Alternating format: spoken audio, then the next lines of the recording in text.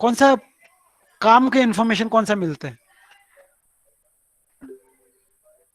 आपको? तो are bond मिलता डिस्टेंस। है, बॉन्ड डिस्टेंस मिलता है। देखिए, माइक्रोवेव स्पेक्ट्रोस्कोपी का सबसे बड़ा यूजफुलनेस ये है, उसका एप्लीकेशन सबसे बड़ा है ये है कि you can find out the bond distance of a molecule. लेकिन हमारे पास वही एक कंडीशन है कि मॉलिक्यूल का क्या होना चाहिए, क्या रिजिट। होना चाहिए? बॉन्ड लेंथ सेम होना चाहिए। नहीं, परमानेंट डाइपोल रिजिड मोमेंट, होना चाहिए। परमानेंट डाइपोल मोमेंट होना चाहिए। होना चाहिए। ठीक है, ओके, ये अभी तक नहीं हुआ। चलिए अभी हम लोग एक जो दूसरा ये है, can you see my page? Sir screen share नहीं है। नहीं है, अच्छा एक मिनट रुको, सॉरी।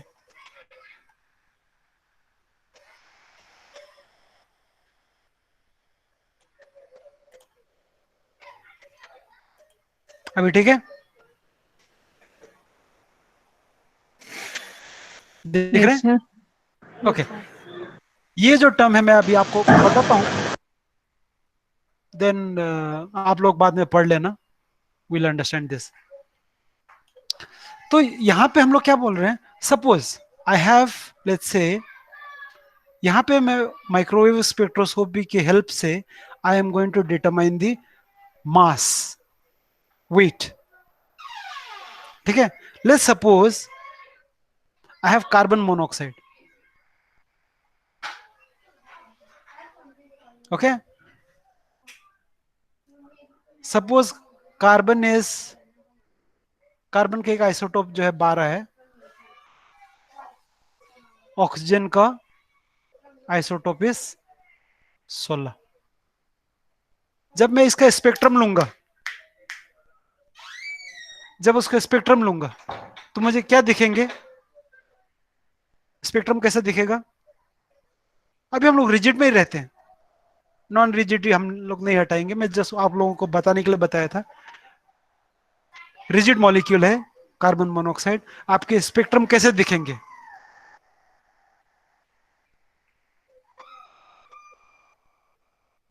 कैसे दिखेंगे? एट इक्वी डिस्टेंस पे। इक्वी डिस्टेंट लाइन्स होंगे। और ये जो लाइंस के बीच में जो डिस्टेंस है वो कितना के बराबर है? 2B। 2b। अभी आप ये बताओ, देखो बी किस पे डिपेंड करता है, बी का फॉर्मूला क्या है? H/8 पाई हम्म, IC। ठीक है, यहाँ पे सी में लिखता हूं, और आई किस बात पे डिपेंड करता है?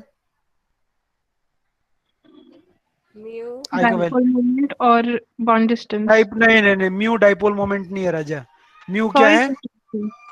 Reduced mass. Mass. Reduce mass. तो देखिए, अब now let's just talk about this. इसमें कांस्टेंट क्या क्या है, कांस्टेंट क्या क्या है इसमें? H पाई और C। ये कांस्टेंट है, ये कांस्टेंट है, ये कांस्टेंट है, सर ठीक है, ये सब कांस्टेंट है। इसका मतलब बी जो डिपेंड करता है, रिड्यूस्ड मास पे डिपेंड करता है, और रेडियस ये बॉन्ड डिस्टेंस पे करता है।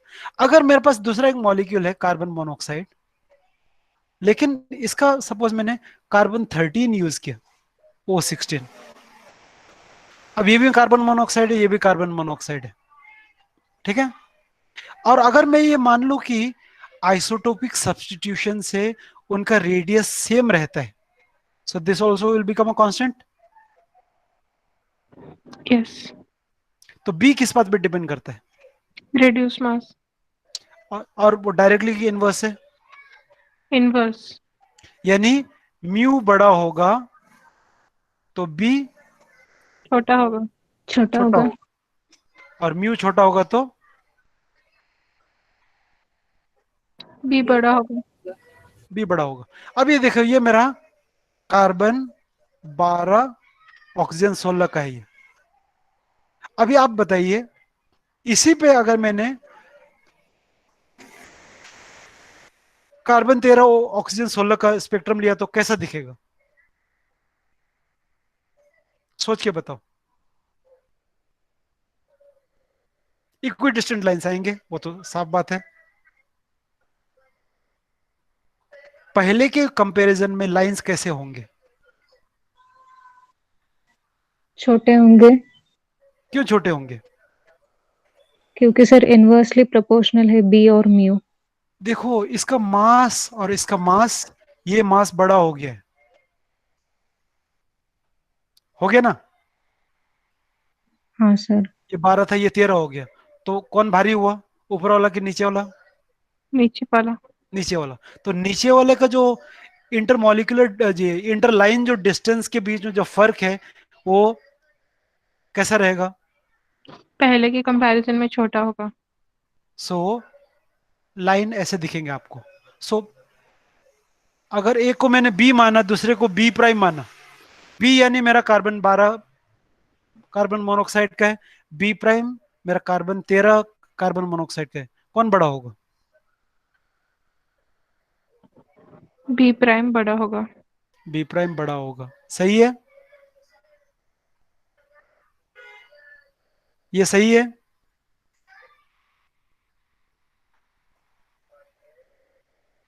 अशफाक?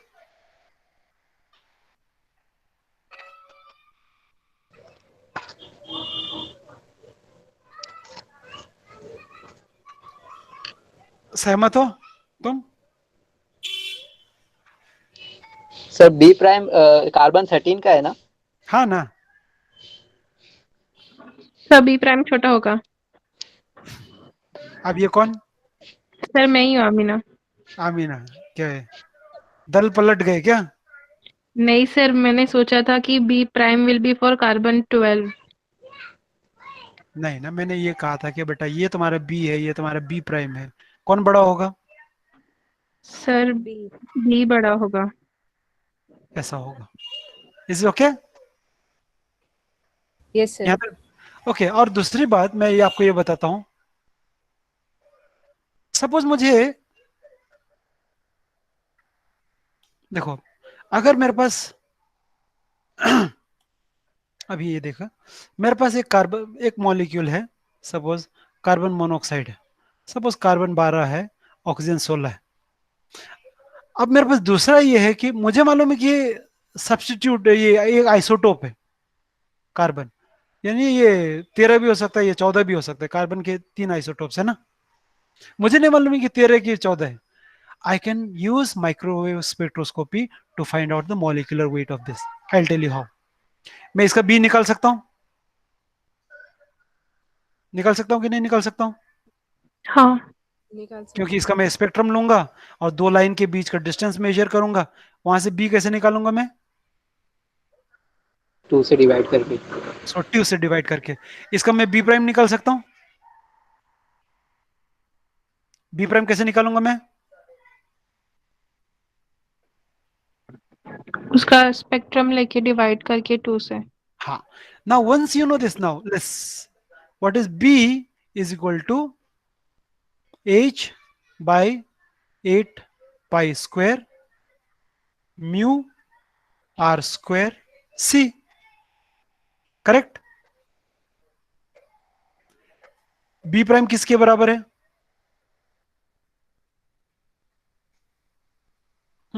बी प्राइम किसके बराबर है?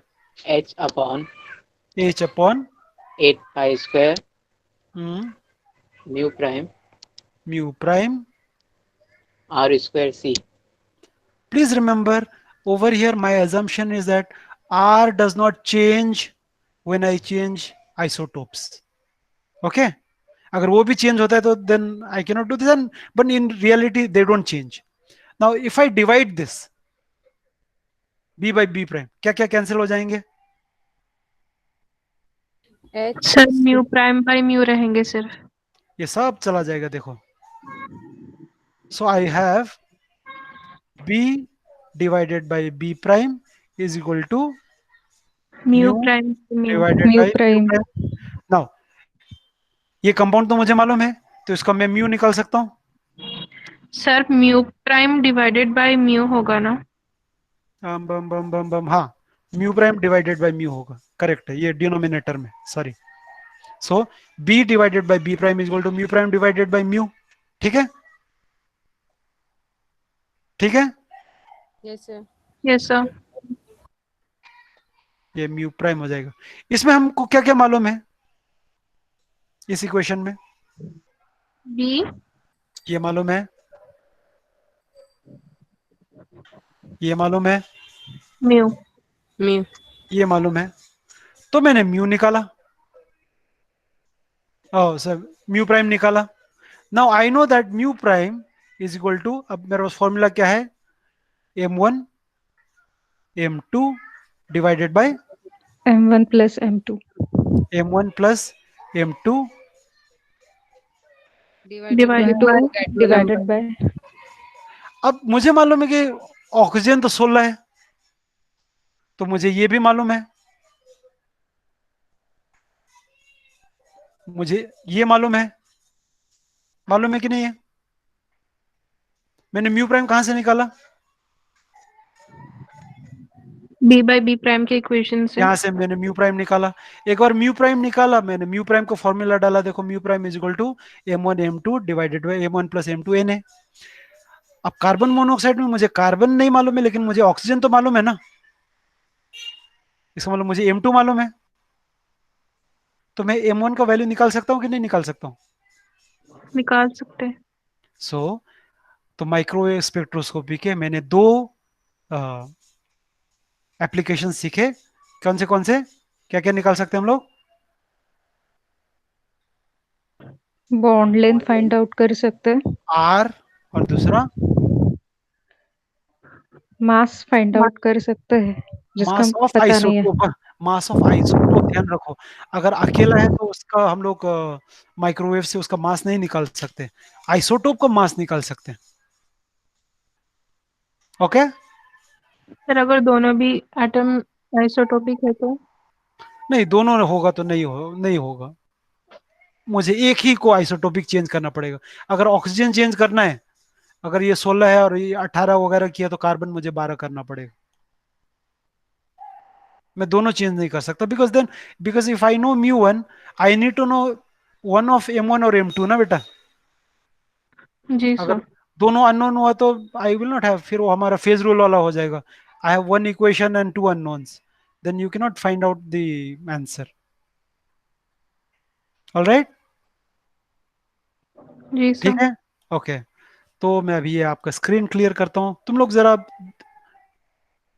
पढ़ लेना बाद में, मुझे नहीं लगता कुछ होगा। देखो, for a particular molecule blah blah blah when it is replaced by isotope, देखो there is no appreciable change in the. R. हाँ, ये सबसे इंपॉर्टेंट है। तो उससे आपका मास चेंज हो जाएगा। देखो यहाँ पे ये लोग ने क्या किया है, कार्बन 12 ऑक्सीजन 16, हमारा एक सेम एग्जांपल लिया है, कार्बन 13 ऑक्सीजन 12, इसका बी है, उसका बी प्राइम है, कौन बड़ा? B. बी। हाँ, this change is reflected in the UADF from this occurs for this reason, the heavier species will have small separation, मानते हो, and the lighter one will have bigger separation. Yes, no? Yes sir. Yes. Okay, आगे चलें। Merits demerits आगे करेंगे, खत्म हो गया आपका एक एक पार्ट खत्म हो गया। मेरिट्स देखिए आर ओनली, देखो तुम लोग पढ़ लो ना, मैं ही क्यों बार बार पढ़ता रहूं? इसमें कौन सा नहीं समझ में आया, जरा देख लो, मुझे बताओ।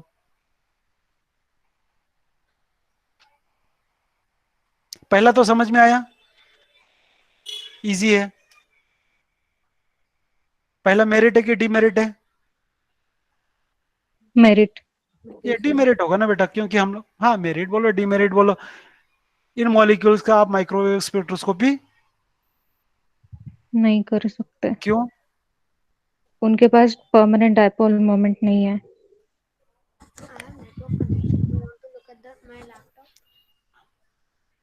आप लोग पढ़ो, फिर नहीं समझ में आएगा तुम।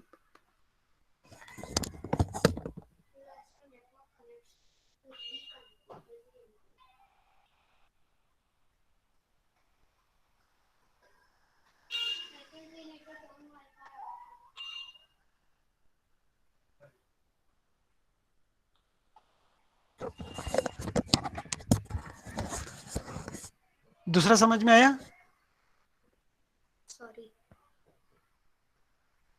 दूसरा जो है मैं आपको बताता हूँ, शायद आपको नहीं समझ में आएगा। देखो हम लोग ने एग्जांपल लिया है डायटोमिक मॉलिक्यूल ना, याद है? Yes, sir. लेकिन देखो माइक्रोवेव एक्टिव होने के लिए तुम्हारे पास डाइपोल मोमेंट होना जरूरी है, उसको डायटोमिक होना जरूरी नहीं है। यानी अगर हमने एक बड़ा मॉलिक्यूल लिया, ये ना फिनॉल लिया, फिनॉल का डाइपोल मोमेंट होता है, तो टेक्निकली फिनॉल का माइक्रोवेव स्पेक्ट्रम निकलेगा, निकलेगा, है ना? क्योंकि किसी भी मॉलिक्यूल का माइक्रोवेव स्पेक्ट्रम निकलता है कि निकलता है नहीं निकलता है, ये किस बात पे डिपेंड करता है?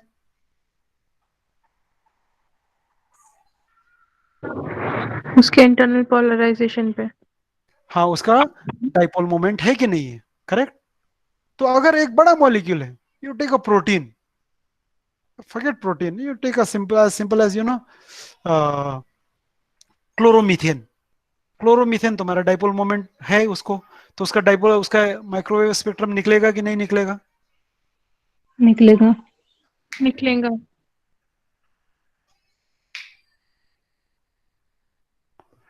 लेकिन देखो हम लोग ने अभी तक जो फॉर्मूला निकाला, तो उसमें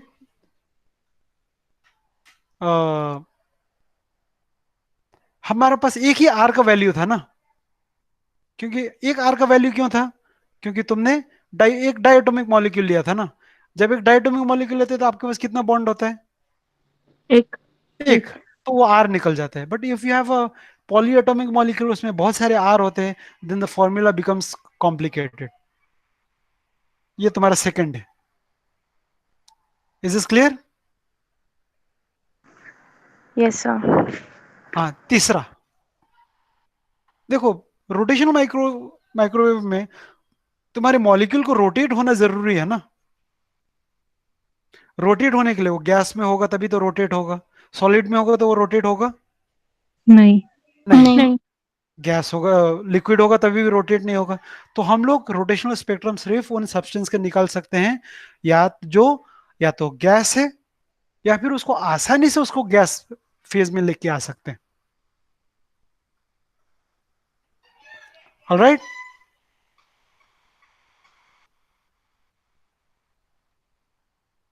इज इज ओके? जी sir. Yes, sir. Yes, sir. Just ये 2 मिनट पढ़ लो, then I will join you in about 30 seconds. देखो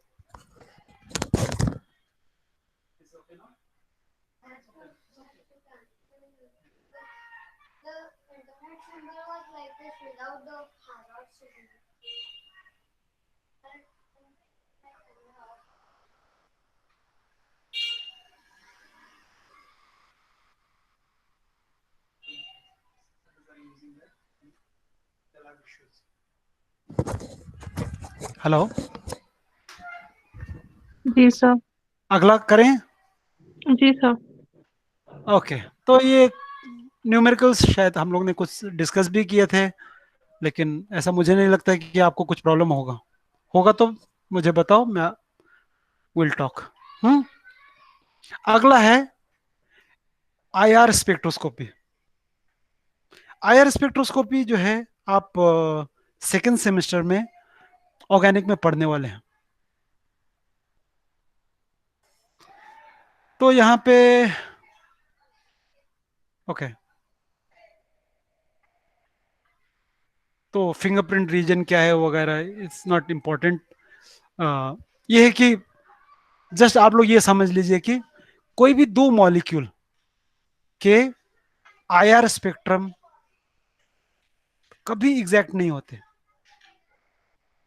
यानी आईआर स्पेक्ट्रम में क्या हो जाए, अगर आपके पास सपोज आपके पास एक बेंजीन है, एक सैंपल है, दूसरा बेंजीन है, उसमें थोड़ा सा इंप्यूरिटी है, तो उसके मेन पीक सेम रहेंगे, लेकिन जो स्पेक्ट्रम है एक दूसरे के एग्जैक्ट नहीं होंगे कभी भी।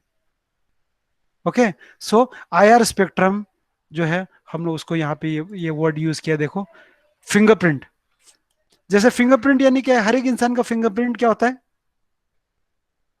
अलग होता है। अलग होता है। डिफरेंट वैसे होता है। ही वैसे ही अगर तुम्हारे पास दो केमिकल कंपाउंड है, उनके आईआर स्पेक्ट्रम कभी भी एग्जैक्टली सेम नहीं होंगे। फॉरगेट दो अलग केमिकल, अगर आपके एक केमिकल थोड़ा सा प्योर है और अगले में थोड़ा सा भी इंप्योरिटी आएगा ना, स्पेक्ट्रम चेंज हो जाता है। तो आपका ये IR spectrum is used for qualitative, ये क्यूए बोलते हैं, क्वालिटी कंट्रोल में, इंडस्ट्रीज वगैरह में। तो अगर आपका कंपाउंड एग्जैक्टली वैसा है तो एग्जैक्ट वही स्पेक्ट्रम देगा। ओके, इसके आगे कुछ है वो आप लोग पढ़ लेना, मैं आगे पढ़ाता हूं। तो जैसे रोटेशनल स्पेक्ट्रोस्कोपी में क्या हो रहा था, रोटेशनल स्पेक्ट्रोस्कोपी का दूसरा नाम क्या है? माइक्रोवेव। माइक्रोवेव। तो यहाँ पे देखिए कैसा होता है, आपके पास सैंपल है, जब ये माइक्रोवेव माइक्रोवेव लाइट पड़ता है, now I can say that they start rotating. Rotation यानी ऐसे हो गया ना, ये मॉलिक्यूल कैसे हो गए, घूमने लग गए, राइट। एक ऐसा था, एक ऐसा हो गया, ऐसा हो गया, ऐसा हो गया। तो ये क्या हो गया, ये मॉलिक्यूल रोटेट हो रहे हैं, and during this rotation they absorb some light, some energy, and that's why rot इस स्पेक्ट्रोस्कोपी को या तो हम लोग माइक्रोवेव स्पेक्ट्रोस्कोपी बोलते हैं because of the light you use, और दूसरा नाम क्या है, रोटेशनल स्पेक्ट्रोस्कोपी। क्योंकि माइक्रोवेव एब्सॉर्ब होने के बाद तुम्हारा मॉलिक्यूल रोटेट करने लगता है। लाइकवाइज इसके भी हमारे पास दो नाम है, एक तो या तो हम लोग उसको बोलते हैं आईआर स्पेक्ट्रोस्कोपी, या फिर हम लोग उसको बोलते हैं वाइब्रेशनल स्पेक्ट्रोस्कोपी। नाम से क्या लग रहा है, ये नाम क्यों? एनर्जी अब्सॉर्ब करने के बाद मॉलिक्यूल वाइब्रेट करते हैं। तो मॉलिक्यूल आपका वाइब्रेट करने लगता है, यानी वाइब्रेट यानी ऐसा, इसको वाइब्रेट बोलते हैं ना। और दूसरा जो है, और ये नाम क्यों? क्योंकि वो वेवलेंथ का एनर्जी अब्सॉर्ब करते हैं। हाँ, क्योंकि वाइब्रेशनल के लिए मॉलिक्यूल को आईआर रीजन के लाइट लगते हैं। Is this clear? Sir molecule vibrate होते हैं या मॉलिक्यूल के बॉन्ड वाइब्रेट होते हैं? हाँ, ये एक बहुत अच्छा क्वेश्चन है। बॉन्ड वाइब्रेट होते हैं, मॉलिक्यूल रोटेट होता है, बॉन्ड वाइब्रेट होता है। ये दोनों आप लोग समझिए। Is this clear? जी sir.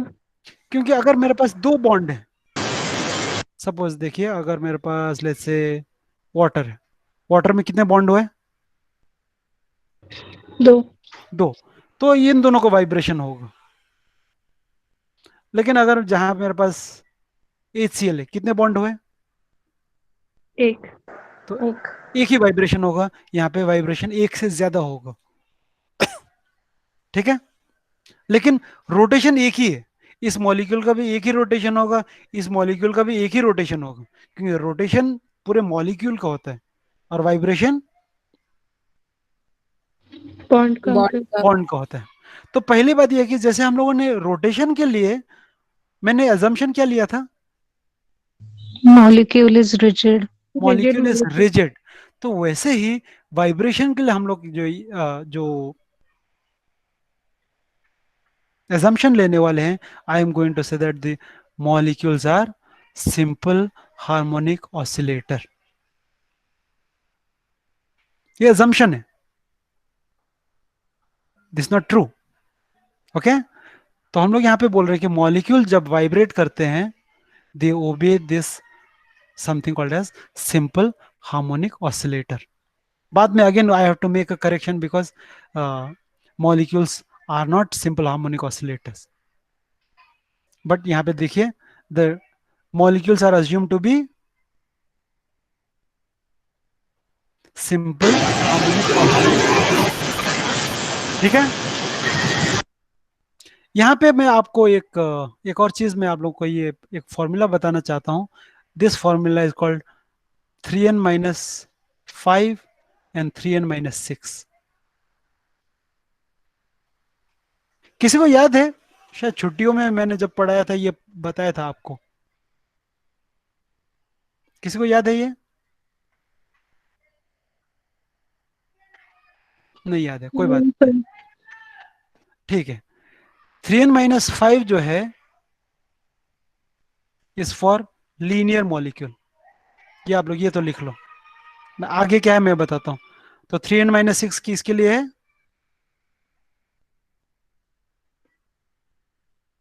Non linear molecule.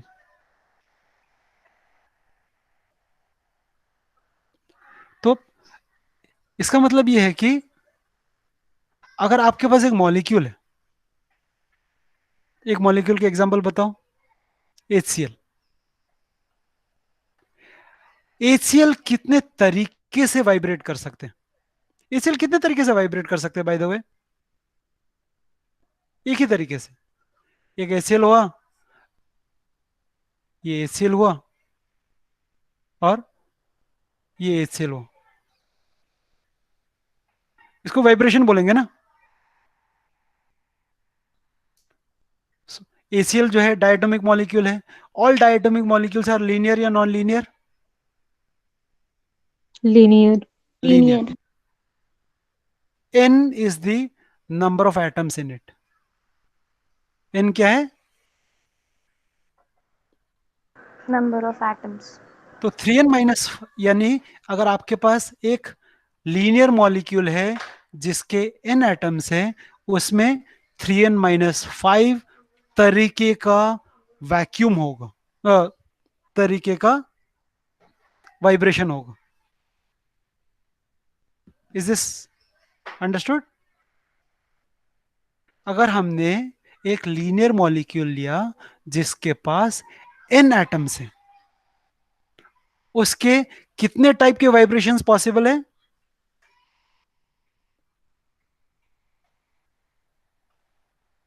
One. नहीं, 3n- 3n minus 5. Minus 5. 5 number of vibrations are possible. And if the molecule is non-linear, the number of vibrations possible are 3n-6. तो हम लोग एग्जांपल लेते हैं पानी का, water. सो पहले बात ये तुम लोग को ये सोचना पड़ेगा कि ये मॉलिक्यूल यहां बैठता है कि यहां बैठता है। Water is a linear molecule और non linear molecule? Non-linear. Non-linear. तो आप मुझे बताइए वाटर में कितने types of vibrations are possible?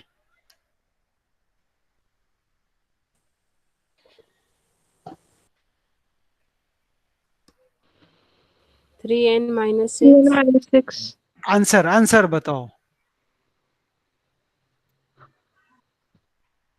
Formula मत बताओ। 3. 3। ये नंबर कैसे आया? हम लोग पहले बात ये देखेंगे, पानी जो है नॉन लीनियर है और पानी में 3 एटम्स हैं, यानी n का वैल्यू क्या हो गया? 3। तो n का वैल्यू एक बार 3 होने के बाद ऊपर वाला यूज करना है कि नीचे वाला यूज करना है, हम लोग ये देखेंगे। और क्योंकि नॉन लीनियर है हम लोग यहाँ पे आएंगे। 3 into 3 is 9, 9 minus 6 is 3. 3. 3। Okay, let's say ethyne. Ethyne क्या है? इथाइन का कॉमन नेम क्या है? Acetylene. Acetylene. Formula? CH. Triple bond CH. Okay, मुझे बॉन्ड से कुछ लेना देना नहीं है, मुझे फॉर्मूले से मतलब है। How many numbers of vibrations?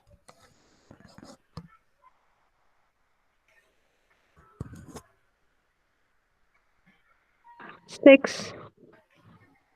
Okay, इसको तुमने कहाँ पे बिठाया? लीनियर पे बिठाया कि नॉन लीनियर पे बिठाया? Non-linear. नहीं नहीं नहीं नहीं, एसिटिलीन लीनियर होता है बेटा। एसिटिलीन ऐसा होता है, HCCH ऐसा होता है।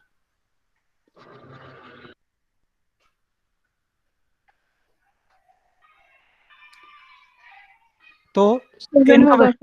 n का वैल्यू कितना हो गया? 4. 4। 3 into 4 is 12.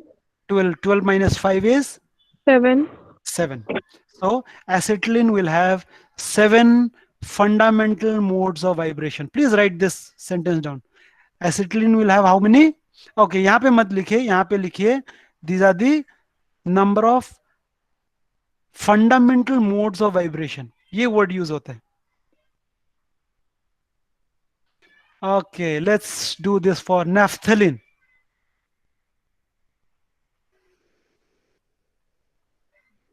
चलो, मुझे आंसर चाहिए आप लोगों से जल्दी. नेफ्थलीन का how many fundamental modes of vibrations? Structure लिखो, जो करना है करो, चलो जल्दी करो.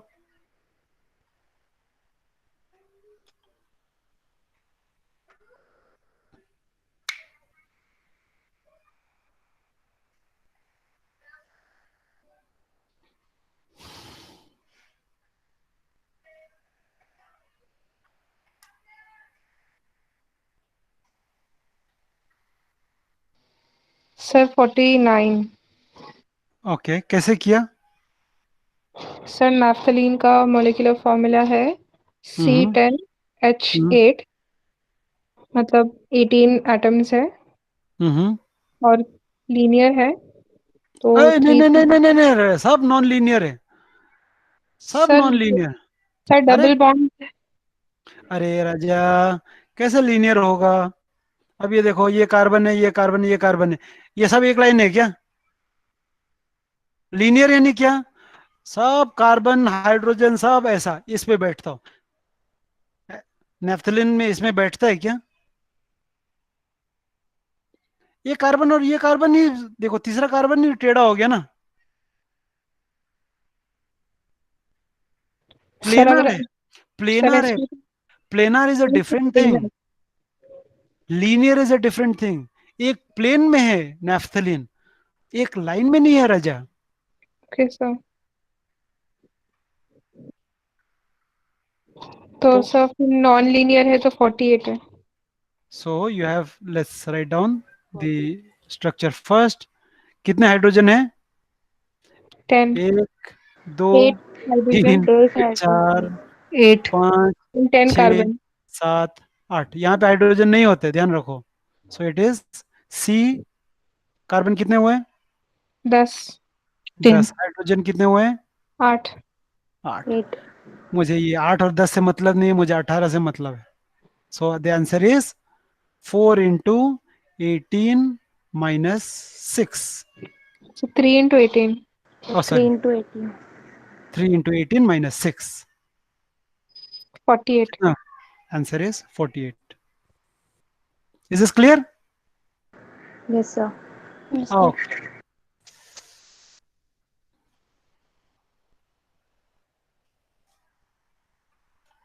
all right. Okay, यहाँ पे ओके. दूसरा एक चीज, किसी को हुक्स लॉ मालूम है फिजिक्स का? हुक्स लॉ कभी पढ़े?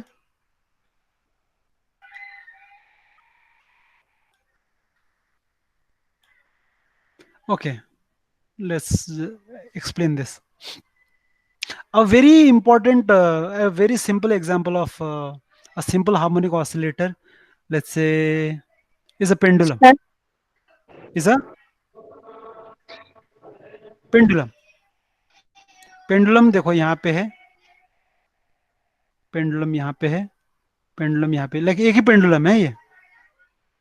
इधर जाता है, फिर इधर आता है, फिर इधर जाता है, फिर इधर आता है.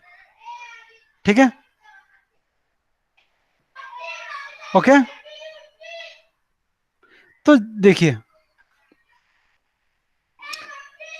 जब ये इक्विलिब्रियम पोजीशन किधर है?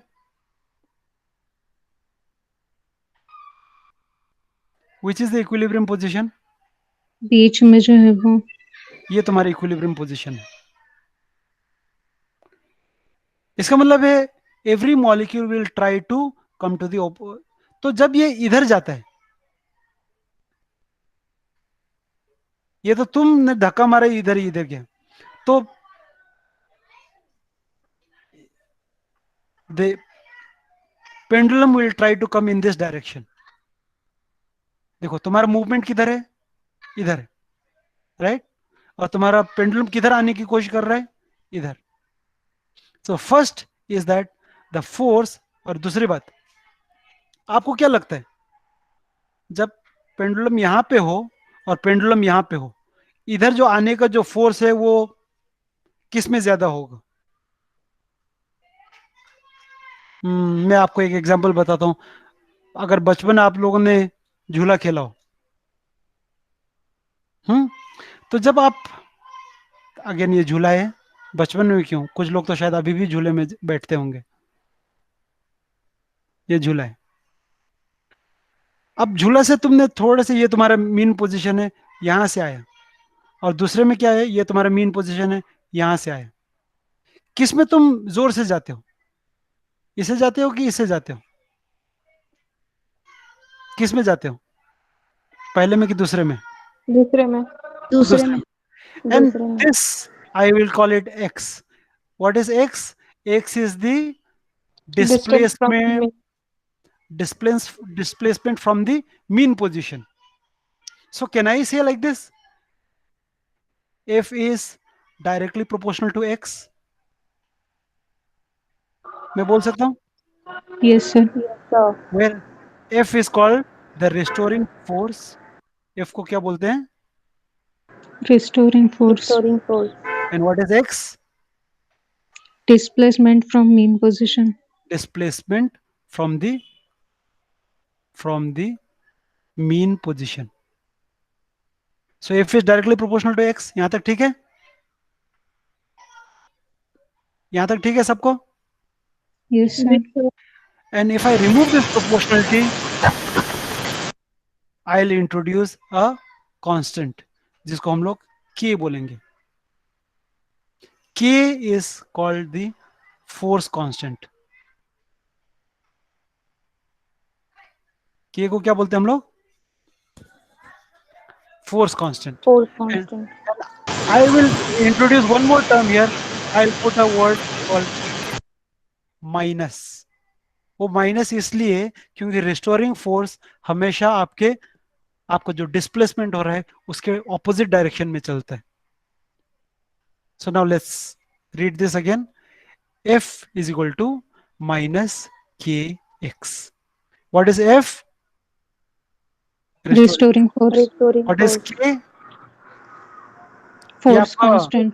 रेट कांस्टेंट वाला नहीं, वो भी K था, ये भी K, but this called force constant. और what is X? Displacement from mean Displacement from mean position. position. Okay. अभी मैं आपको इस K का मतलब बताता हूँ. What is the physical meaning of K. अभी आप देखिए, सपोज आपके पास ये स्प्रिंग है. कौन सा स्प्रिंग है आपके पास? आप कौन सा स्प्रिंग जानते हो? पेन का। पेन का. तो अगर तुमको इसको सपोज यहां से यहां तक ये करना है, ये तुम्हारा एक्स हो गया, तो तुमको कितना फोर्स लगाना पड़ता है? तो हम लोग उसको एफ बोलेंगे. ठीक है, यानी तुमने उसको स्ट्रेच किया, तो ये तुमको यहां पे कुछ तो फोर्स डालना पड़ेगा. यस. और स्प्रिंग तुमने और कहां देखे पेन के अलावा? Where have you seen spring other than pen? या कहीं पेन के अलावा कभी जिंदगी में स्प्रिंग ही नहीं देखे? देखे सर। कहाँ देखे? सर कुछ पुराने वेइंग मशीन्स में होते थे। और पुराने नहीं, अभी के इसमें क्या देखे, कहाँ देखे स्प्रिंग?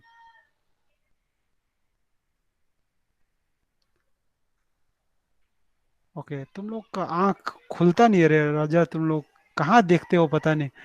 बाइक में सर शॉक एब्जॉर्वर, बाइक में शॉक एब्जॉर्वर किससे होते हैं?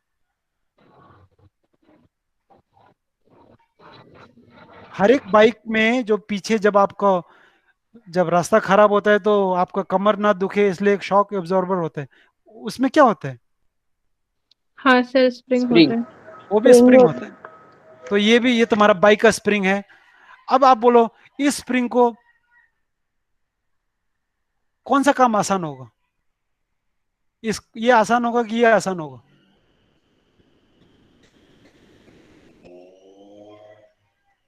सर पहले वाला। पहले वाला. क्यों?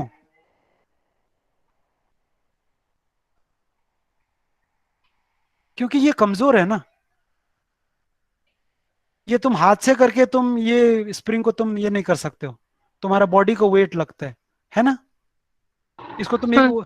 एक उंगली से कर सकते हो, एक उंगली नहीं, दो उंगली लगता है, राइट। सो लाइकवाइज के फोर्स कांस्टेंट जो है आपके स्प्रिंग का जो स्ट्रेंथ है उसको बताते हैं। जब एक मॉलिक्यूल लेंगे, लेट्स से HCl और HF, अगर ये बॉन्ड स्ट्रांग है, ये बॉन्ड कमजोर है, अगर कौन ज्यादा स्ट्रांग है? अच्छा। HF। तुम लोग ये ऑर्गेनिक में भी पढ़ते हो कि HF स्ट्रांग है इसलिए HF वीक एसिड है वगैरह, किसी ने पूछा भी था। तो जी सर। एच एफ का बॉन्ड स्ट्रांग है, HCl का बॉन्ड वीक है, तो किसको वाइब्रेट करने में तुमको तकलीफ ज्यादा होगा? अच्छा। HF। HF. सो के force constant in terms of molecule is an indication of the bond strength. के बड़ा हुआ तो बॉन्ड वाइब्रेट इजीली होगा। नहीं नहीं नहीं, के बड़ा हुआ तो बॉन्ड बॉन्ड स्ट्रांग होता स्ट्रांग है। होगा। बॉन्ड स्ट्रांग होगा तो वाइब्रेट करने के लिए एनर्जी कम, ज्यादा लगेगा। ज्यादा ज्यादा लगेगा। ज्यादा। लगेगी। So keep this in mind, okay? So this is called Hooke's law. So what is Hooke's law? F is equal to minus kx. Minus kx. Okay. और जब आपने कुछ फोर्स लगाया, ये वाइब्रेट होना शुरू हो गया। Now let's write down this formula. Frequency is given by, किसी को मालूम है फिजिक्स में, किसी ने कुछ पढ़ा हो? 1/2 पाई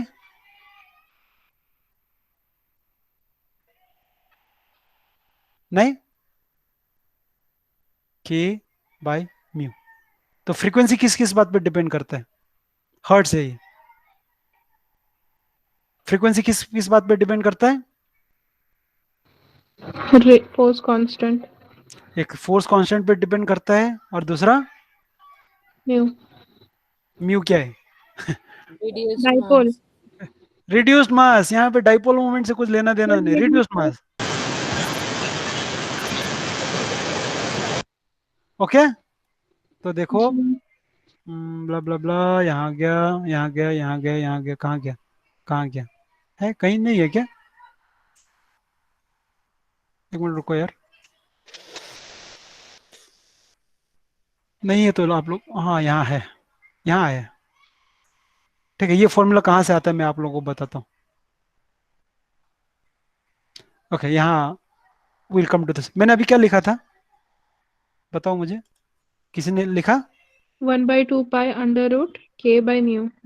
frequency is equal to 1/2 2 pi. Pi square root of K K upon by unit. Unit क्या होगा?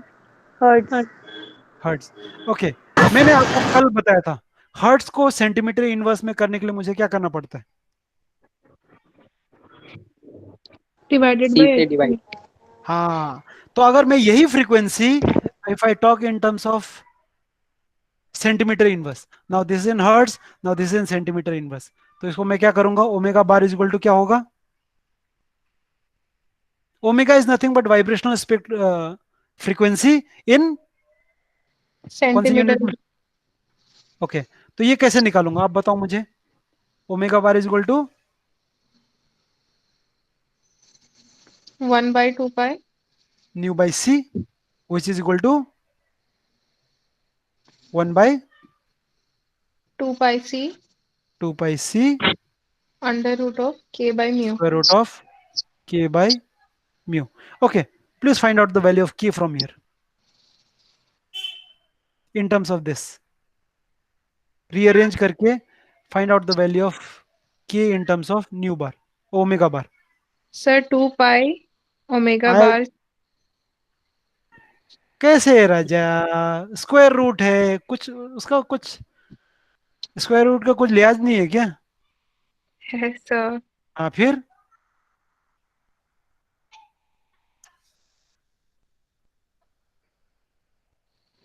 सर ओमेगा बार स्क्वायर एक मिनट, omega bar square 4 pi square C square 4 pi square c square multiply by mu.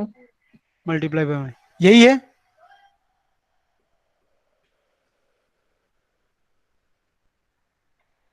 हाँ sir. हाँ, तो ये यहां से आता है।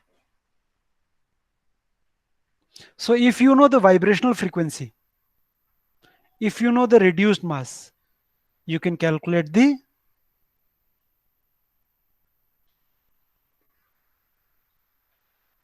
bond force constant, and bond force constant is an indication of the bond strength. Okay, कुछ रह गया होगा तो कोई बात नहीं, ये रिकॉर्डेड। फ्रीक्वेंसी को हम लोग एच सी से क्यों नहीं डिवाइड कर रहे हैं? हाँ, देखो फ्रीक्वेंसी क्या है, formula nu is equal to, अब ये तुम्हारा फ्रीक्वेंसी है, हर्ट्ज है ना रजा? जी सर। फ्रीक्वेंसी कितने के बराबर होता है in terms of wavelength? Nu is equal to c by lambda.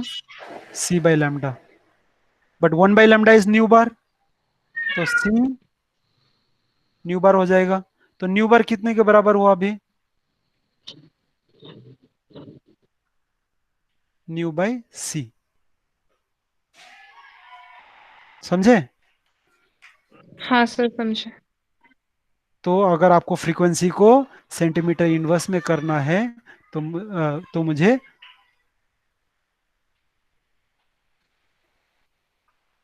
Divide करना पड़ेगा किससे?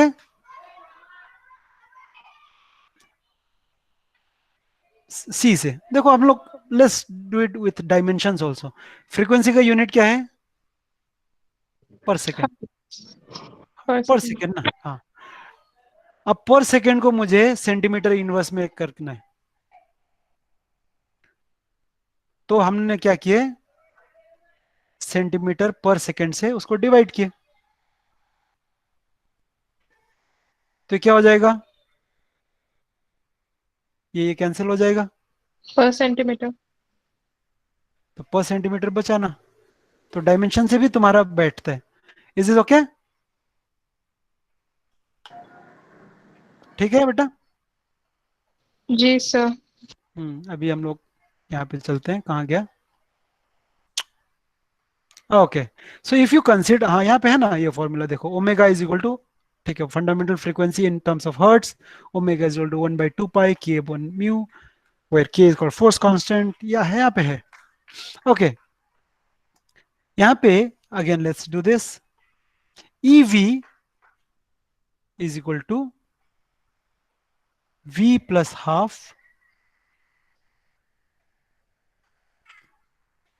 h c omega bar, and it is in joules. So what is this? These are the energies of different vibrational level. हम लोग ने कल जैसे EJ निकाले थे, what was EJ? EJ का मतलब क्या था? एनर्जी ऑफ जेथ लेवल। हाँ, तो EV का मतलब क्या हो गया? एनर्जी ऑफ Vth लेवल, है ना? और ये कौन से यूनिट में कर रहे हैं? जूल्स। तो अगर मुझे सेंटीमीटर इनवर्स में करना है तो क्या करूंगा मैं? एच से डिवाइड करेंगे। तो मुझे क्या मिलेगा? v plus half omega bar centimetre inverse, where v का वैल्यू क्या क्या है? 0 1 2 3 4, और ओमेगा बार क्या है? ओमेगा बार क्या है?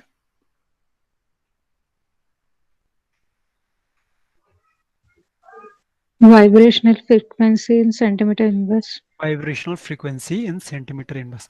तो जैसे मैंने कल आप लोगों को एनर्जी बताए थे, अभी आप, मैंने कल 6-7 रोटेशनल एनर्जी निकालने के लिए बोला था, लेकिन अभी आप मुझे इन 4 का एनर्जी निकाल के बताओ। This is v is equal to 0, v is equal to 1, v is equal to 2, v is equal to 3। बस इतना ही काफी है। बताइए। सर फर्स्ट का 0.5 होगा, 0.5 0.5 हाफ ओमेगा बार। अगला 1.5 ओमेगा बार, 3/2 ओमेगा बार। अगला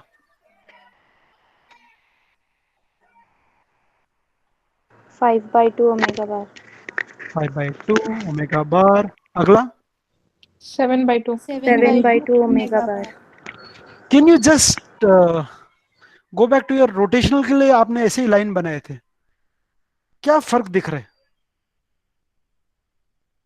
तुमने कल रोटेशन के लिए भी यही बनाए थे, तो उसका 7 और इसका 4 ये कंपेयर मत करो। उसका 4 और इसका उसके 3, 1 2 3 4 4 है, उसके 4 और इसके 4 कंपेयर करो। पहला फर्क तुमको क्या नजर आता है?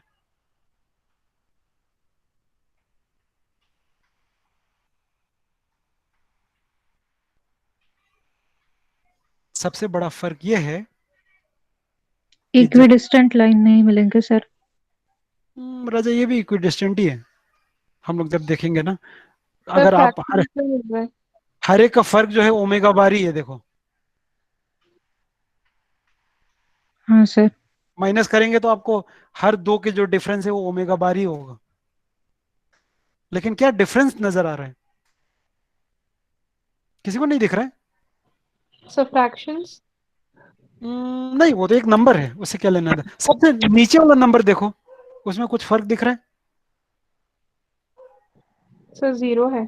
हाँ, rotational, the lowest rotational energy level is 0, whereas the lowest vibrational energy level is non zero. non-zero, and this is called 0 point energy.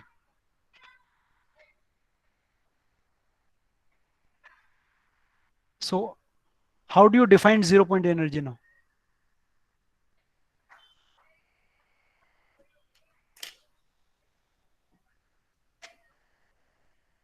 Zero point energy is the energy, is the lowest possible energy of a vibrating molecule. ध्यान रखो, vibrating molecule का lowest possible energy जो है 0 नहीं होता। नहीं होता है। तो हम लोग उस एनर्जी को हम लोग क्या बोलते हैं? 0 पॉइंट एनर्जी। और तो अगर आपको ये पूछा गया 0 पॉइंट एनर्जी क्या है, पहले आप ये बोलेंगे कि उसका डेफिनेशन बताएंगे। 0 पॉइंट एनर्जी क्या है? It is the lowest possible Lowest possible energy of a vibrating molecule. और दूसरी बात, 0 point energy of a molecule depends on what? It depends on which value? Strength of chemical bond. नहीं, it depends on the mu bar. Omega बार। और omega का बार का value किस बात पे डिपेंड करता है? ये फॉर्मूला है, यहाँ पे ओमेगा बार होना चाहिए c² आएगा। ओमेगा बार का वैल्यू किस बात पे डिपेंड करेगा? Force constant and radius and हाँ, so these are the things you need to write down. 0 point energy जब भी आए तो आप पहले उसका डेफिनेशन बताएंगे कि 0 पॉइंट एनर्जी क्या है, और दूसरी बात ये है कि 0 point energy of a molecule depends on the omega bar. Depends on the नहीं, depends on Reduced mass and force constant it's reduced mass and the force constant of the molecule. molecule. ठीक है, ये हो गया, ये हो गया, EV is equal to ये हो गया। यहां तक हम लोग ने कर लिए थे, किए थे। Yes sir. 0 पॉइंट एनर्जी यहाँ पे भी आगे देखो, 0 point energy is called this depends on the strength of the chemical bond and the atomic mass. Strength of the chemical bond यानी हम लोग कौन से फैक्टर के बारे में बात कर रहे हैं? K. के, और एटॉमिक मास यानी mu, mu. mu, selection rule देखो, selection rule is delta v is equal to plus minus one, यानी जीरो पे जो जाता है वो आपको कहाँ मिलेगा, जीरो से कहाँ जाएगा वो, 1 पे, वन से, और वन से 2 पे, टू से, वन से टू, टू से थ्री, थ्री से फोर, और हर एक का देखो, अगर आप डिफरेंस देखेंगे तो एग्जैक्टली ओमेगा बार ही आता है। देखो जीरो से वन को भी ओमेगा बार, वन से टू को भी ओमेगा बार, टू से थ्री को भी ओमेगा बार, तो आपको स्पेक्ट्रम स्पेक्ट्रम जो है एक ही लाइन मिलेंगे। देखो एक ही लाइन मिला, ठीक है। पर सर जैसे हम हायर लेवल्स पे जाते हैं वैसे उनके बीच का डिस्टेंस बढ़ता जाता है ना।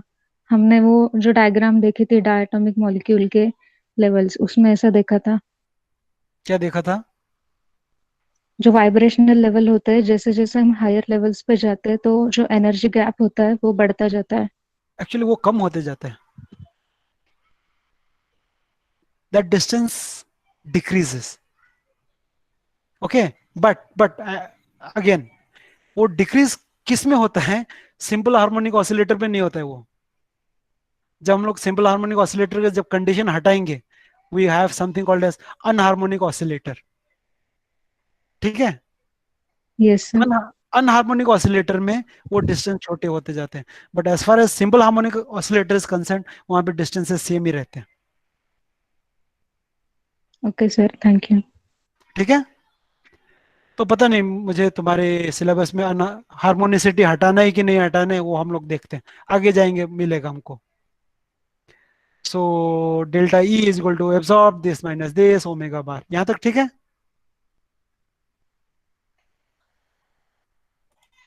यहाँ ठीक है, yes sir. ओके। तो इसका मतलब है देखो, यहाँ पे it's not zero to one, one to two, किसी के लिए भी हम लोगों को कहाँ पे लाइन मिलेगा तुमको, ओमेगा बार पे, क्योंकि हर एक का जो दो डिफरेंस है वो ओमेगा बार के बराबर है, ठीक है। Yes sir. Okay, now we going to talk about, यहाँ पे पहले मैं आपको एक बॉर्न ओपेनहाइमर अप्रोक्सीमेशन बताता हूँ, then I will talk about this. Born Oppenheimer approximation ये कहता है कि the energy required for rotation and vibration, वो दोनों आसपास है कि बहुत दूर है एक दूसरे से, हाँ दूर है। सर. बहुत दूर है, बहुत दूर है। इसलिए जब रोटेशन का, रोटेशनल मॉलिक्यूल, जब हम लोग एक मॉलिक्यूल को रोटेशन करने के लिए जो एनर्जी डाल रहे हैं, उससे वाइब्रेशन पे कुछ असर पड़ेगा नहीं, क्योंकि वाइब्रेशन के लिए जो एनर्जी लगता है वो 1000 गुना ज्यादा लगता है, right. So this is your born Oppenheimer approximation. ये डायटोमिक वगैरह जाने दो। The energy required for rotation and vibrations are like they differ by a big margin, right? The fact that the rotational energy and vibrational differ, and therefore there is no interaction between the rotational and vibration energies. So the total energy of a molecule can be, of a rotating vibrating molecule, the total energy of a vibrating rotator. What is the meaning of vibrating rotator?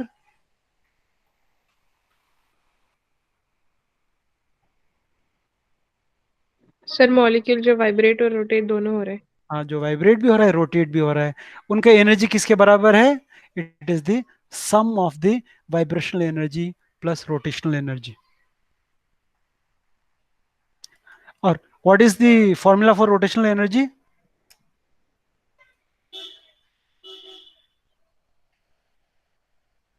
So let's write down E sir V B, plus half omega bar. Vibration is V plus half omega bar plus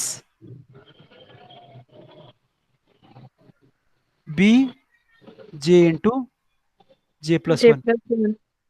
यहाँ पे एक अजीब सा एक कहानी बन रहा है, तुम लोग को दिख रहा है कि नहीं दिख रहा है? ये मॉलिक्यूल जब मैंने अज्यूम किया था, मेरा अजम्पशन क्या था? Rigid. रिजिड है। लेकिन हम लोग ये बोल रहे हैं कि एक तो ये मॉलिक्यूल रिजिड है और ये वाइब्रेट भी हो रहा है। दिख रहा है हाँ. प्रॉब्लम? क्योंकि अगर रिजिड होता था तो वाइब्रेट नहीं नहीं होता। होता। नहीं होता था, अगर वाइब्रेट हो रहा है तो रिजिड नहीं है। नहीं। नहीं होता था। तो actually this is not this not a very good looking equation. तो ये इक्वेशन कब सही होता था?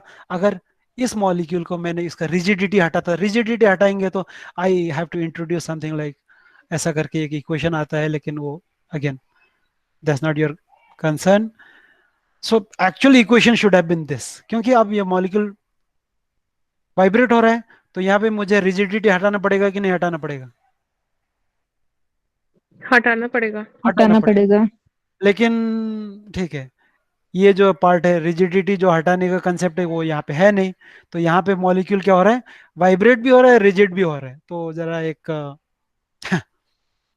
प्रॉब्लम है, ठीक है। बट ठीक है, सपोज ये भी मान लिया कि चलता है। So your molecule is, so what is the total molecule? अभी हम लोग ये निकालते हैं। सो एनर्जी ऑफ अ, अभी देखो कहाँ गया, हाँ।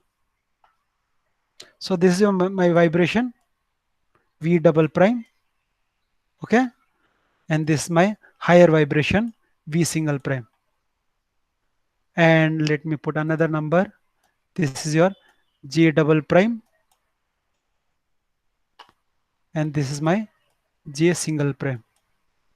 j double prime के वैल्यूज क्या क्या है?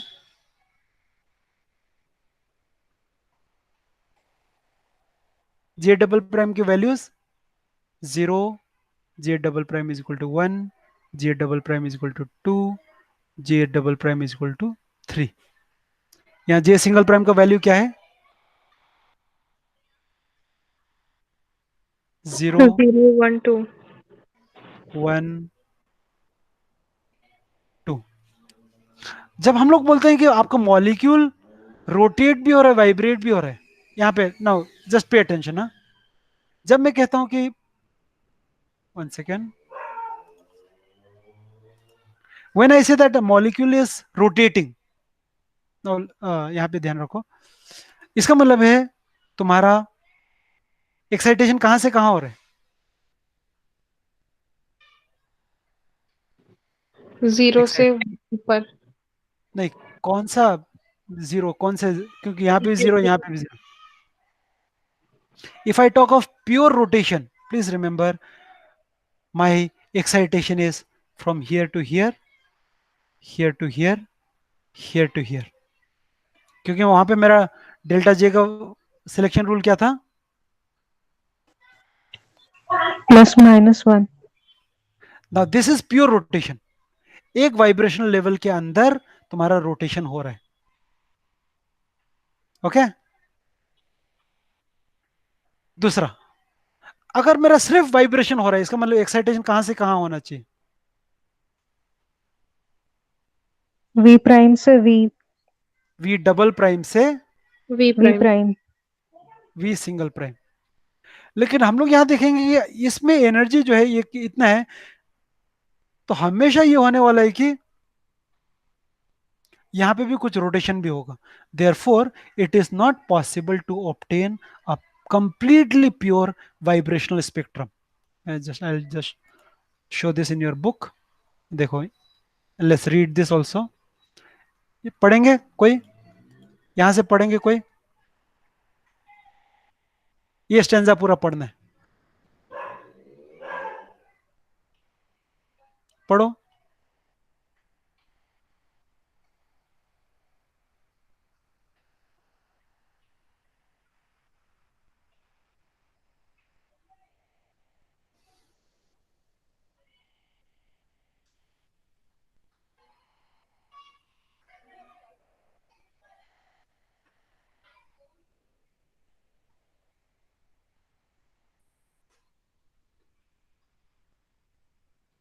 समझा सर।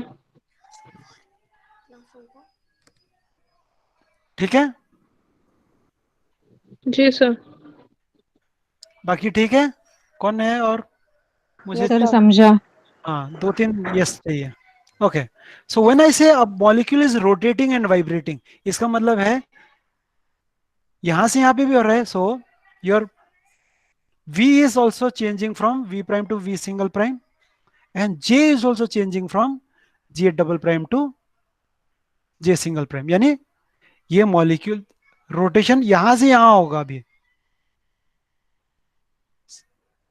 अब व्हेन आई से delta J is equal to +1, please remember it is not this. कहां से कहां रोटेशन, कहां से कहां एक्साइटेशन होना चाहिए? 0 to 1. कौन सा जीरो से कौन सा 1? J double prime का 0 और J single prime का 1. का 1. यहाँ पे एक्साइटेशन होगा कि एमिशन होगा, एब्सॉर्प्शन होगा कि एमिशन होगा? Option. अब देखो, अगर -1 बोला तो क्या होगा? कहां से Emit कहां? होगा. इमिशन। Emission. नहीं नहीं नहीं नहीं, थोड़ा टाइम लो, इतना क्या जल्दी है? -1 यानी कहां से कहां? J single prime to J double prime. J single prime कितने से? 1 से 1 से। ये बहुत इंपॉर्टेंट, कौन था ये? सना थी? जी सर। वेरी गुड बेटा, क्योंकि जे सिंगल प्राइम 0 से -1 होने के लिए इसका -1 होना जरूरी था, वो तो पॉसिबल नहीं है, यानी 0 से जे -1 नहीं होगा। डेल्टा जे -1 कहां से शुरू होगा? जे डबल प्राइम 1 से लेके J single prime 0. देखिए, ये इज दिस ओके? सर मुझे नहीं समझा. देखो, जब हम लोग कहते हैं कि अगर if you have a pure rotation, वहां पे मैंने जे, हालांकि मेरा क्या नाम है, सिलेक्शन रूल डेल्टा जे +-1 था, लेकिन मैंने -1 को इग्नोर इसलिए किया था क्योंकि डेल्टा जे +1 जो था ये एब्सॉर्प्शन था, और डेल्टा जे -1 क्या था? Emit. किस में? प्योर रोटेशन में। प्योर रोटेशन यानी माइक्रोवेव में, हाँ. राइट? लेकिन अभी हम लोग, जब आपका मॉलिक्यूल रोटेट भी हो रहा है, वाइब्रेट भी हो रहा है, your J single, delta J तुम्हारा जो ये है अभी भी +-1 है अभी, लेकिन अभी यहाँ पे तुम्हारा एक्साइटेशन कौन से जे से कौन से जे हो रहा है? जब J तक double prime 0 से J single prime 1 तक. नहीं, तुम्हारा जो है जे डबल प्राइम से जे सिंगल प्राइम तक हो रहा है ना? यानी जी अगर सर. अगर +1 हुआ, इसका मतलब कहां से कहां होगा? +1 के 2-3 एग्जाम्पल बताओ। J double prime is equal to 0. से J double prime is equal to 1. Okay, दूसरा? J double prime is equal to 1 से 2. तीसरा? 2 से 3. इन तीनों में एनर्जी एब्सॉर्ब हो रहा है कि एमिट हो रहा है? Absorb हो रहा है. ओके, अब आप डेल्टा जे -1 के बारे में सोच सकते हो क्या? हाँ. वो कौन सा होगा? सर J double prime 1 से 0. अब यहाँ पे एमिशन होगा कि एब्सॉर्प्शन होगा? Emission होगा. नहीं राजा, अभी भी एब्सॉर्प्शन होगा ना। तुम्हारा कैसे सर? तुम्हारा लाइट, तुम्हारा मॉलिक्यूल कहाँ से जा रहा है? यहां से यहां जा रहा है राजा, तो उसको एनर्जी चाहिए कि एनर्जी छोड़ेगा वो? सर दोनों भी डबल डबल J रहेगा ना, डबल प्राइम. क्या सर नहीं समझ रहा है. राजा, जब हम लोग बोलते हैं कि रोटेशनल -1 है in a rotating vibrating molecule, I am exciting from J double prime to J single prime, है ना? हाँ. तो जे डबल प्राइम 1 से जे सिंगल प्राइम 0 पे आया, so what is delta J?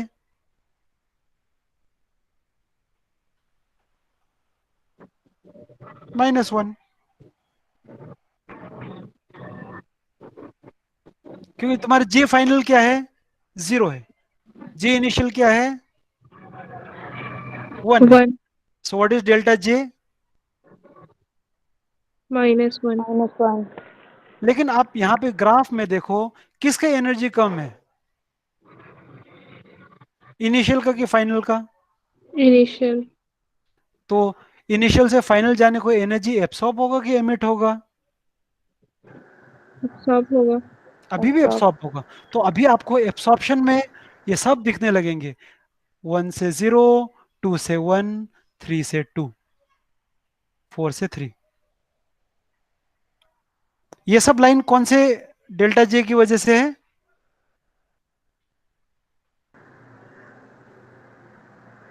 -1 -1 और ये सब लाइन किसकी वजह से है? +1 +1 +1। स्पेक्ट्रोस्कोपी में एक रूल है, मतलब एक नोमेनक्लेचर है, आप ऐसे लिख लो, ओ पी, आगे क्या आता है, ABCD बताओ।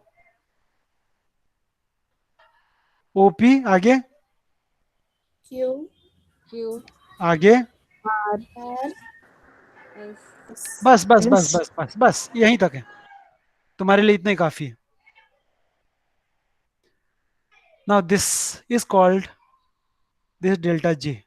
अगर डेल्टा जे 0 है तो हम लोग उसको क्यू लाइन बोलते हैं।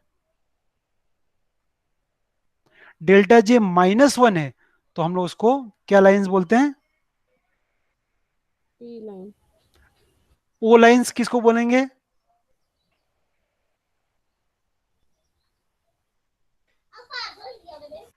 डेल्टा जे -2 को। आर किसको बोलते हैं?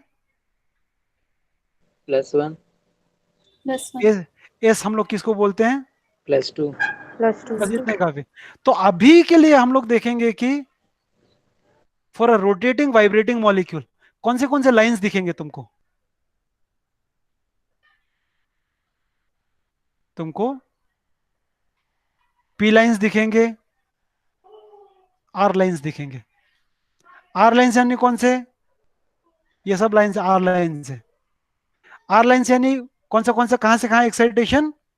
0 से 1, 1 से 2, 2 से 3, 3 से 4।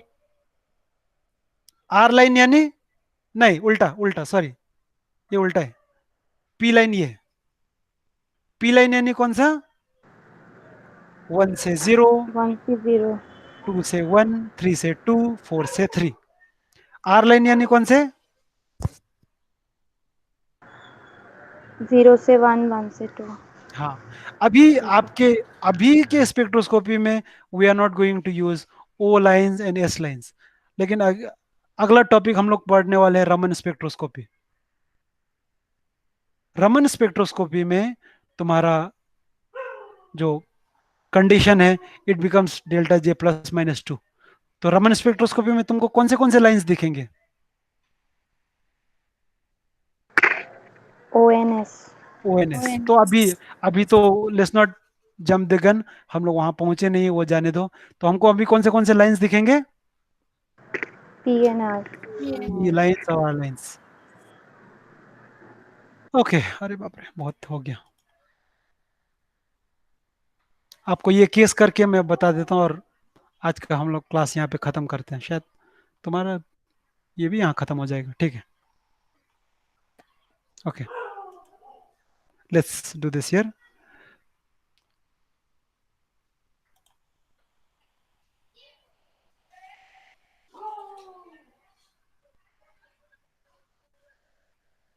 Okay, let's write down the energy of a rotating vibrating molecule. लिख सकते हैं?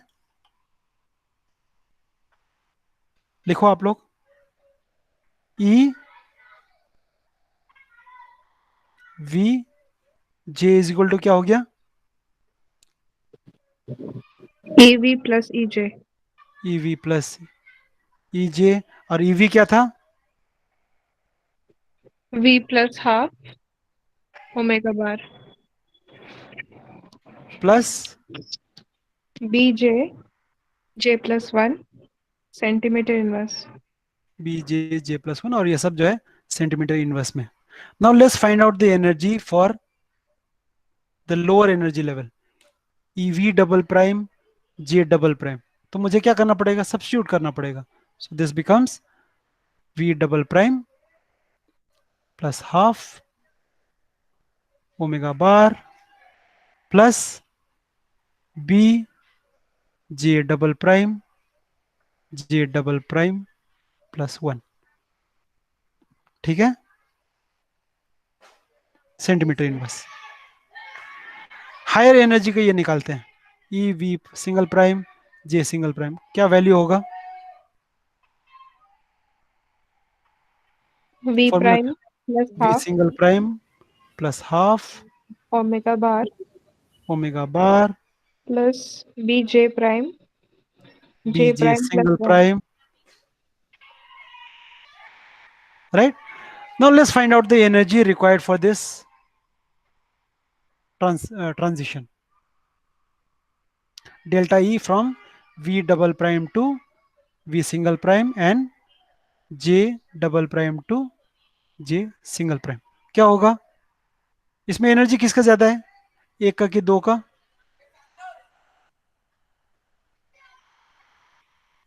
दूसरे दो का। दो का. सो इससे इसको सब्स्टिट्यूट माइनस करना पड़ेगा मुझे. सो let's write down V single prime plus half. आप लोग लिखो मत, बाद में यूट्यूब देख के लिख लेना, तो मेरा थोड़ा जल्दी हो जाएगा.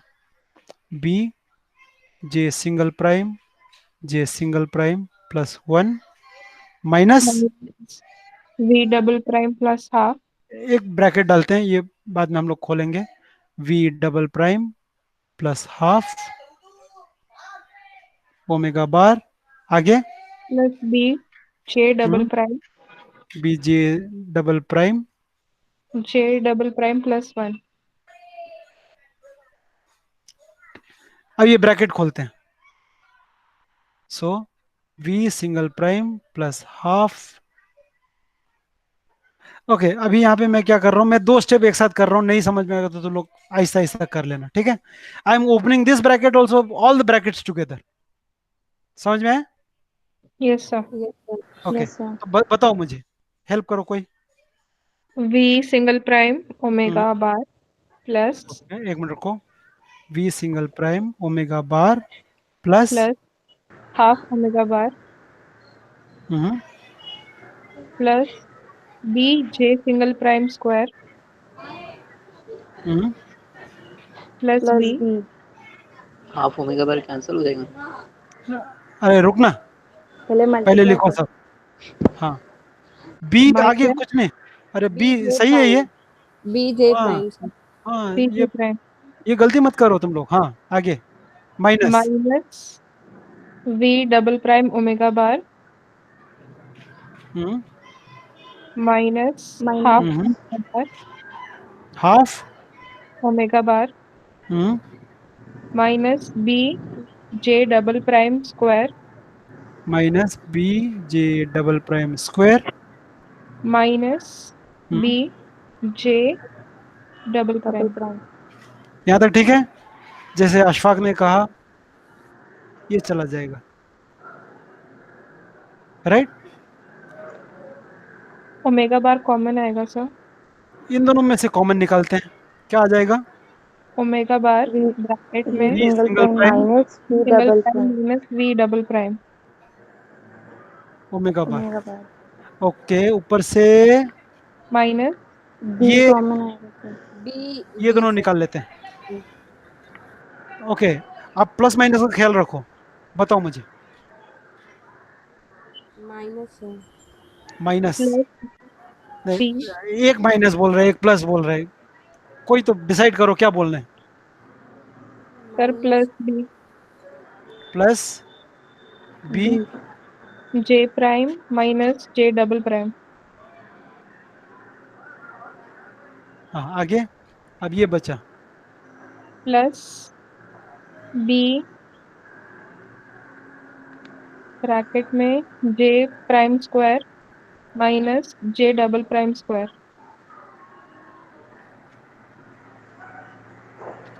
ठीक है यहाँ तक सबको. हाँ यस सर. ओके, मैं यहाँ पे I am going to save some space here. This is A square minus B square. हाँ. What is the formula for a square minus b square?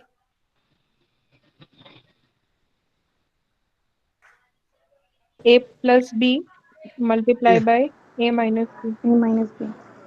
Okay, तो देखो मैं यहाँ पे क्या लिखने वाला हूँ, ऐसे लिखने वाला हूँ. चलेगा क्या? देखो, जे सिंगल प्राइम माइनस जे डबल प्राइम ब्रैकेट ब्रैकेट जे सिंगल प्राइम प्लस जे Plus. Double prime. J double prime. चलेगा ये? हाँ. Yes, okay, sir. तो इसमें मेरा ये कॉमन आ गया. देखो, हाँ. so let's write down finally what is delta E is equal to V single prime minus V Single double prime prime minus double prime omega Omega bar plus B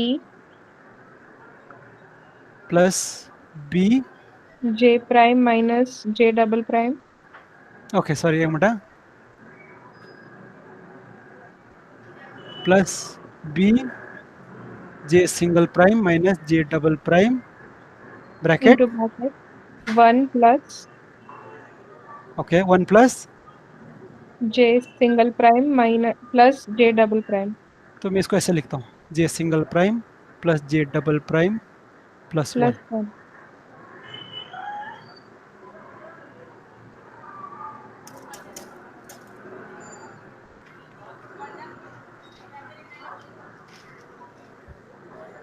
okay, हो गया यहाँ तक sir? ठीक है?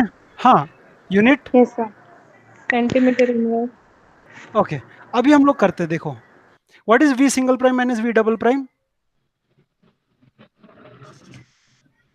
Now my condition is delta V is equal to plus minus 1. इसका मतलब क्या हो गया? V single prime minus V double prime is equal to 1.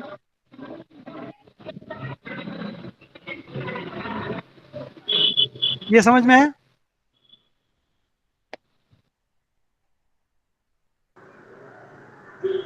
Yes sir. इसका मतलब है, now let's write down again. So delta E will be equal to, ये 1 हो जाएगा तो ओमेगा बार हो जाएगा.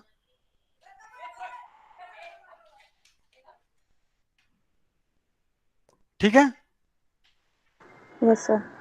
Plus B, I'll have this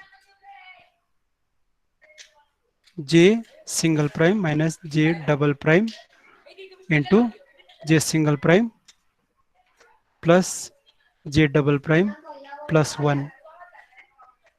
आप लोग यहां तक याद रखो, कल यहां से करते हैं. ठीक है?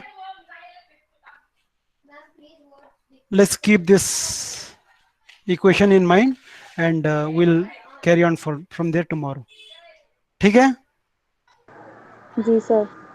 जी सर. One second.